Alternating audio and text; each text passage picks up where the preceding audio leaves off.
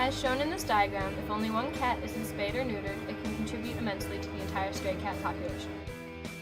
Society is trying to fix this problem through field investigation and rescue teams such as the one ASPCA created in 2005 to help animals affected by Katrina.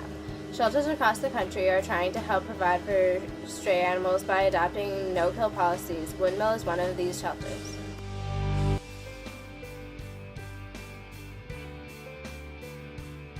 I have an educational background that fits right in there with a degree in animal science.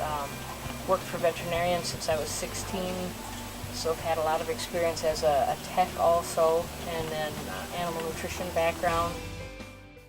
For our service project, we chose to volunteer at Windmill Animal Rescue, Which is very similar to the Humane Society. because it provides housing to lots of stray animals.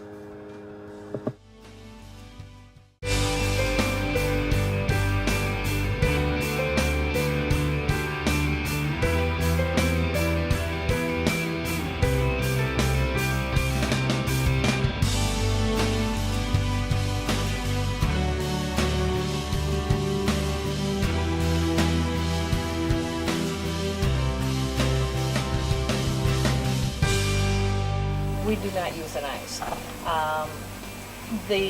I will say the only exception might be if someone was terminal and their quality of life was not good.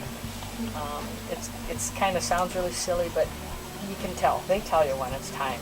And if it's terminal and they tell you it's time, and what we try to do then is we either have the vet come here to do it, or we give them some tranquilizers so they're very comfortable and relaxed when they go for the ride.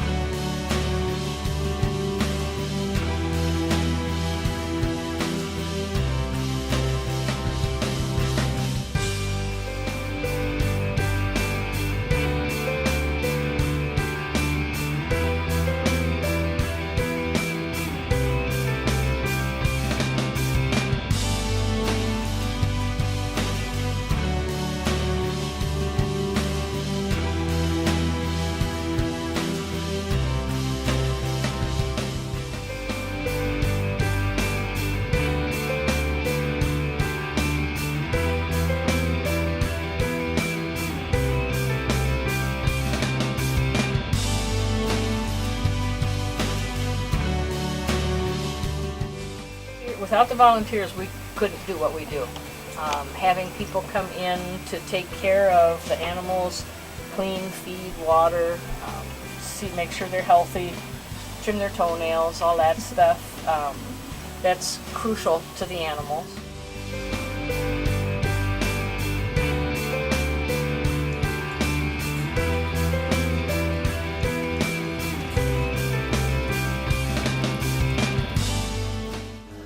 This can lead to high risk of catching diseases, it can increase the amount of road accidents, and it can damage property.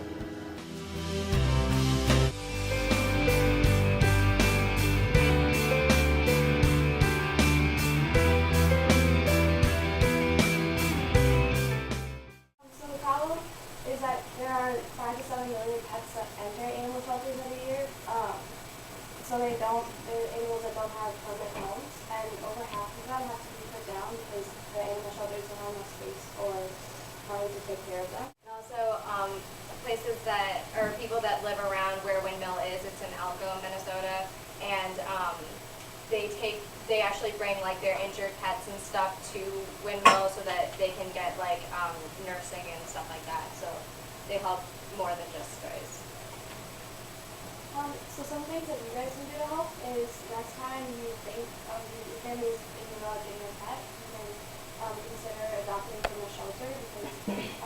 lot of the animals in shelters are actually purebred, which is the reason most people go to breeders. And also they need homes. So if you ever find a stray animal anywhere around your house or something like that, get a parent, an adult, anyone like that, and have them either bring the animal down to the Humane Society or something like that, or a shelter, or call like a fireman or something and get them proper help, especially if they're injured or something. You should probably call someone who's actually trained to get them out of there safely. Another thing you can do to help is to donate to local animal shelters. Not only money, they also take things like food and bedding and toys. I know especially the Animal Society in Golden Valley, they always like have, when people donate blankets, like little tie blankets for cats to lie on. So anything like old blankets you don't use anymore, ripped up towels, anything like that, it all helps to put down bedding and things like that for the animals. You should make sure that before you were to show them the cat, maybe try to get them to give like a defining factor as to why it would be their cat. So maybe like a spot on their back or something like that, something that would define it as their cat that they would know about. But all the animals are out. They don't have them in cages unless they're really sick and they have those cats in like a bathroom. So pretty much all the cats are just kind of walking around. You get to play with them. They're kind of there, and I mean, I think if you were to like go in there to check it out, you would see just like a bunch of different animals, and you find one that maybe was like friendly to you or something like that. And they're just kind of all around there.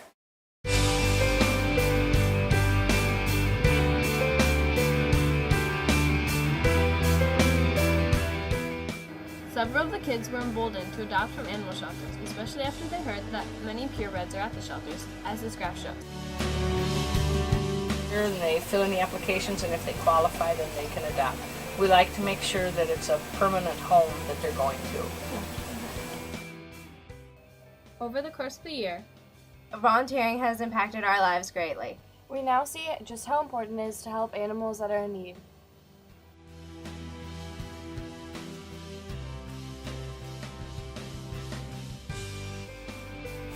The animals are relaxing, they're unconditional love.